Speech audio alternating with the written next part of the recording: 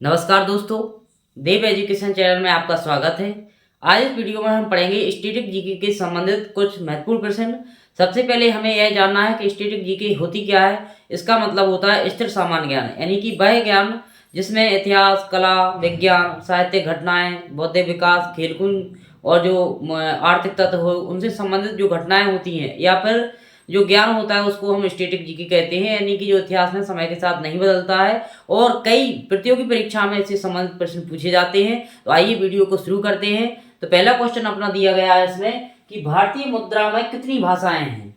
भारतीय मुद्रा में कितनी भाषाएं हैं, तो आपने पढ़ा भी होगा कितनी भाषाएं इसमें 17, यानी कि 17 भाषाएं हैं। अब इसमें हम कुछ याद रखते हैं इससे संबंधित कि इसमें जो 2000 का नोट रहता है उसके पीछे किसकी फोटो है, मंगलयान की।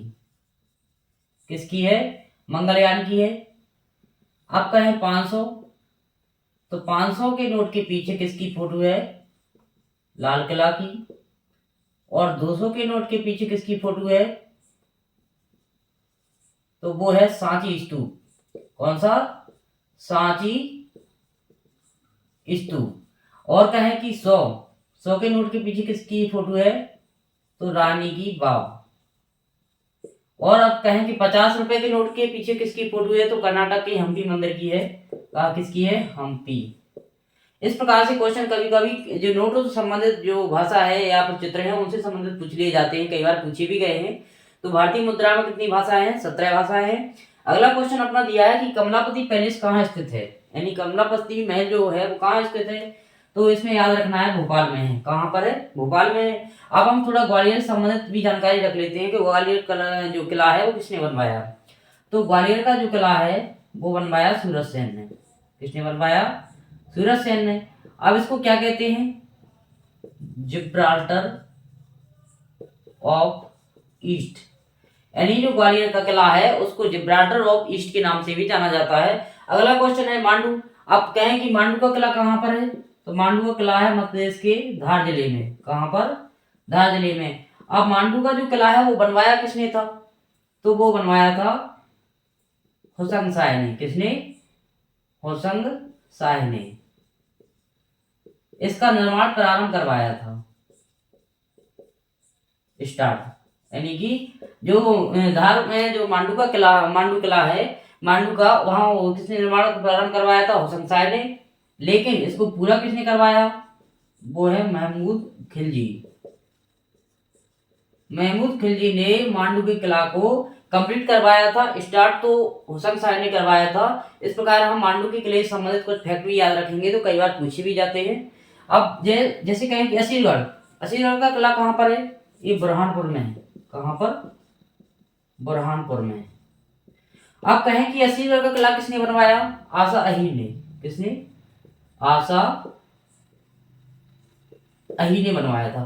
तो इससे संबंधित हमें याद रखना है कि जरूरी नहीं कि हम इसमें एमसीक्यू कर रहे हैं तो एक ही क्वेश्चन करके चलें। जो उसमें ऑप्शन दिया है उसके साथ साथ दूसरे क्वेश्चन भी हम कर सकते हैं। अगला क्वेश्चन दिया है अपना, भारत के किस राज्य ने सबसे पहले जीएसटी बिल को मंजूरी प्रदान की थी। सबसे पहले हमें ये जानना है कि जीएसटी होती क्या है। जीएसटी यानी गुड एंड सर्विस टैक्स। क्या, गुड्स एंड सर्विस टैक्स इसका पूरा नाम है। आप कहें कि कौन सा जो टैक्स होता है, ये होता है इनडायरेक्ट। क्या होता है, इनडायरेक्ट टैक्स होता है, यानी कि अप्रत्यक्ष कर होता है। आप इसमें कहें कि ये लागू कब हुआ, कब इसका वो प्रारंभ हुआ, तो जो संविधान संशोधन था 101 संशोधन, संविधान संशोधन 101 के अंतर्गत 2016 में ये प्रारंभ हुआ। लेकिन जो गवर्नमेंट ने लागू कब किया था, 1 जुलाई 2017 को। यानी कि प्रश्न कभी कभी पूछ लिया जाता है कि जीएसटी बिल की शुरुआत कब से हुई, तो वो लागू कब किया गया था, 1 जुलाई 2017 से। और संविधान संशोधन कौन सा था जिसमें जीएसटी लागू का उसमें बात कही गई थी, तो वो था अपना 101 जो संशोधन था। अब एक बात इसमें क्वेश्चन में भी तो दिया है कि भारत के किस राज्य में सबसे पहले जीएसटी बिल मंजूरी दी, वो था असम। कहाँ था, असम राज्य ने मंजूरी दी थी जीएसटी के लिए। अगला क्वेश्चन है, प्रोटीन के पाचन में कौन सा अम्ल सहायक होता है, यानी कि जब हम जो खाना खाते हैं पाचन क्रिया होती है तो वहां पर कौन सा एसिड हमें वो लाभदायक होता है, यानी कि हेल्प करता है पाचन क्रिया में, तो वो है अपना HCl। क्या है? HCl, यानी कि हाइड्रोक्लोरिक अम्ल बोलते हैं जिसको। तो इस प्रकार हमें के साथ साथ दूसरे क्वेश्चन भी करते जाना है, और विशेष रूप से आप इन क्वेश्चनों के साथ साथ दूसरे क्वेश्चन करने के लिए या प्राप्त करने के लिए आप हमारे टेलीग्राम चैनल पर जुड़ें, और इनके साथ आप जैसे हम वीडियो में 10 क्वेश्चन करा रहे हैं तो आप हमारे टेलीग्राम चैनल पर जुड़ें, तो इनसे संबंधित 30 क्वेश्चन जो बनते हैं, 30-40 जितने भी बनते हैं, आप इनके साथ साथ एक वीडियो के हर वीडियो के 30% प्राप्त कर सकते हैं, वो भी। अगला दिया है अपना, मेजर ध्यानचंद को कहा जाता है, तो इनको क्या कहा जाता है? हॉकी का जादूगर। अब इसमें हम मेजर ध्यानचंद से संबंधित कुछ फैक्ट याद रखेंगे कि इनका जन्म कब हुआ और कहाँ हुआ। तो इनका जन्म हुआ इलाहाबाद में। कहाँ हुआ? इलाहाबाद में हुआ। इलाहाबाद में हुआ, प्रयागराज में। अब इनका जन्म कब हुआ? तो इनका जन्म हुआ 12 अगस्त 1905 को। अब जैसे हम हर साल क्या मनाते हैं? 12 अगस्त को हर साल हम राष्ट्रीय खेल दिवस मनाते हैं। क्या मनाते हैं? नेशनल स्पोर्ट्स डे हर साल सेलिब्रेट करते हैं, यानी कि कब से करते आ रहे हैं? तो 2012 से हम इसको राष्ट्रीय खेल दिवस मनाते आ रहे हैं। अब इसमें कह सकते हैं कि जो मेजर ध्यानचंद थे, उन्होंने जो पहला उनका नाम था पुरस्कार का, मेजर ध्यानचंद का, पहले राजीव गांधी पुरस्कार था। इस प्रकार हमें अगला करना है। राष्ट्रीय मतदाता दिवस कब मनाया जाता है? तो राष्ट्रीय मतदाता दिवस मनाया जाता है अपना 25 जनवरी को। और 26 जनवरी को क्या मनाते हैं? आप सभी जानते होंगे, गणतंत्र दिवस। तो इस प्रकार ऐसे याद रख सकते हैं हम कि मतदाता दिवस 25 जनवरी को मनाया जाता है, और जस्ट उसके बाद 26 जनवरी को हम गणतंत्र दिवस मनाते हैं। यानी कि हमें याद रखना है कि गणतंत्र दिवस से एक जस्ट पहले जो दिवस मनाया जाता है उसको हम क्या बोलते हैं? मतदाता दिवस। तो इस प्रकार से हम याद करने में समस्या नहीं आएगी।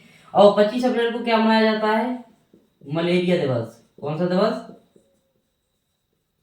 मलेरिया दिवस। अब यहाँ पर 25 मार्च को है जो, वो विशेष रूप से मनाया जाता है गणेश शंकर विद्यार्थी का बलिदान दिवस। कौन सा दिवस? गणेश शंकर विद्यार्थी का बलिदान दिवस को 25 मार्च को मनाया जाता है। तो इस प्रकार हमें एक क्वेश्चन के साथ साथ दूसरे क्वेश्चन भी करते जाना है। अगला क्वेश्चन दिया है अपना, अरुण जेटली स्टेडियम किस शहर में स्थित है? तो अरुण जेटली स्टेडियम है अपना गुरुग्राम में। अब याद रखते हैं कि कानपुर में कौन सा स्टेडियम है? तो कानपुर में है ग्रीन पार्क स्टेडियम। कौन सा स्टेडियम? Green park stadium. अगला क्वेश्चन दिया है अपना, राइडर कप का संबंध किस खेल से है? तो राइडर कप का संबंध है गोल्फ से। अब जो राइडर कप का एक दूसरा जैसे कहें कि Baker cup, Prince of Wales cup और सर्किट कप, ये Baker cup, Prince of Wales cup, circuit cup, ये किससे संबंधित है? सब गोल्फ से संबंधित है। इस प्रकार हमें याद रखना है। एक क्वेश्चन के साथ साथ हमें दूसरे क्वेश्चन भी करते जाना है। इन क्वेश्चनों को रिवीजन करते हुए चलेंगे। मेजर ध्यानचंद को क्या कहा जाता है? हॉकी का जादूगर। इनका जन्म इलाहाबाद में हुआ। इनका जन्म 12 अगस्त 1905 को हुआ। अब 12 अगस्त को हम राष्ट्रीय खेल दिवस मना रहे हैं, लेकिन कब से मनाते आ रहे हैं? 2012 से।